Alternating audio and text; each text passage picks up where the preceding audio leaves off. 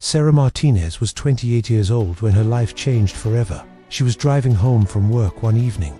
The roads were wet. A car ran a red light. Sarah never saw it coming. The accident was terrible. Sarah spent 3 weeks in the hospital. The doctors saved her life, but they had bad news. The crash had severely damaged her spine. "You may never walk again," they told her. "Your legs are paralyzed." "We're very sorry." Sarah couldn't believe it. She was young. She was healthy. She loved hiking and dancing. Now she was in a wheelchair. "This can't be my life," she thought. "This can't be forever." But the doctors were clear. The damage was permanent. There was no cure. For 6 months, Sarah was angry. She was angry at the other driver. She was angry at the world. She was angry at herself. She stopped seeing friends. She stopped answering phone calls. She stayed home, alone, in her wheelchair. Her mother visited every day. "Sarah, you need to try physical therapy," she said. "The doctors say it might help." "Help with what?" Sarah replied. "I can't walk." Nothing will change that, but her mother didn't give up. "Please, Sarah, just try. For me." Finally, Sarah agreed. She went to physical therapy. The first day was horrible. The therapist asked her to try moving her toes. Sarah tried. Nothing happened. She tried again. Still nothing. She started crying. "I told you," she said. "It's hopeless." But the therapist, Maria, smiled. "Sarah, Rome wasn't built in a day. Your body needs time. Your nerves need to heal. But you have to work with them, not against them." Maria showed Sarah exercises, small movements, gentle stretches. "Do these every day," Maria said. "Don't stop, even if nothing happens at first. Don't stop." Sarah went home that day, exhausted. But something had changed. For the first time in 6 months, she felt something. Not in her legs, in her heart. Hope. It was tiny. It was fragile. But it was there. The next morning, Sarah did the exercises Maria taught her. For 20 minutes, she tried to move her toes. Nothing happened. The day after, she tried again. Nothing for 3 weeks. She tried every single day. Nothing. Then, on day 22, something incredible happened. Sarah was doing her exercises. She was concentrating on her right foot. "Move," she whispered. "Please, move." And then, for just 1 second, her big toe twitched. It was tiny, almost nothing, but Sarah saw it. She screamed. Her mother ran into the room. "Mom, my toe moved. I moved my toe." Her mother started crying. Sarah started crying. They hugged each other and cried tears of joy. That tiny movement changed everything.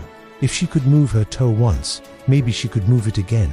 Maybe she could do more. Sarah worked harder than ever.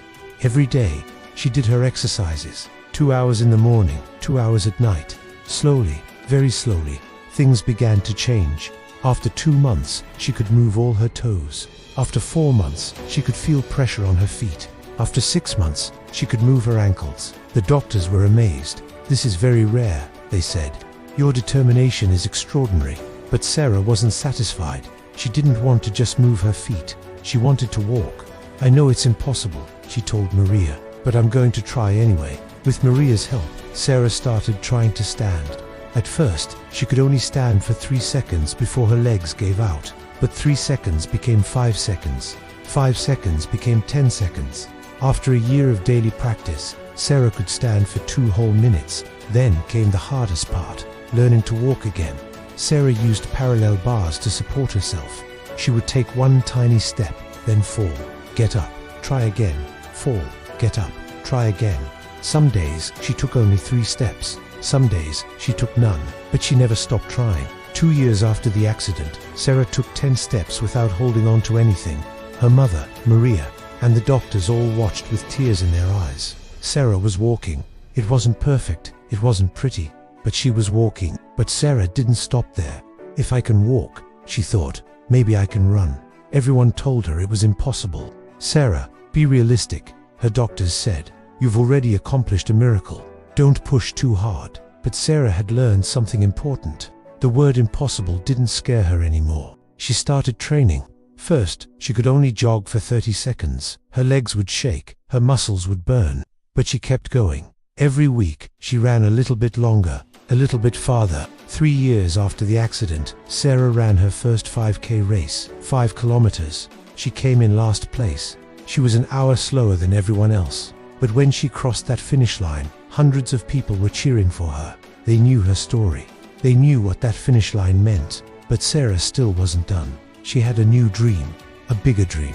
"I want to run a marathon," she told Maria. "Sarah," Maria said gently, "a marathon is 42 kilometers. That's 8 times longer than what you just did." Sarah smiled. "I know, I'll start training tomorrow." It took 2 more years. 2 years of training, 2 years of pain, 2 years of setbacks. But Sarah never gave up. And 5 years after doctors told her she would never walk again, Sarah Martinez stood at the starting line of the Boston Marathon. The race was the hardest thing she had ever done. At kilometer 20, her legs were screaming. At kilometer 30, she wanted to quit. But she thought about that day in the hospital. She thought about those first 3 seconds of standing. She thought about that first toe movement. After 6 hours and 43 minutes, Sarah crossed the finish line. A marathon. She had run a marathon. The doctors who said she would never walk were there to watch. They were crying. Sarah's mother was crying. Maria was crying. Everyone was crying. Today, Sarah has run 12 marathons. She teaches physical therapy to other people with spinal injuries. "If I can do this," she tells them, "you can too." Never let anyone tell you what's impossible. The only impossible things are the things you don't try. Sarah's story teaches us something powerful. Your current situation is not your final destination. Doctors told Sarah she would never walk. 5 years later, she ran a marathon. What would you do if you stopped believing in impossible? What would you achieve if you never gave up?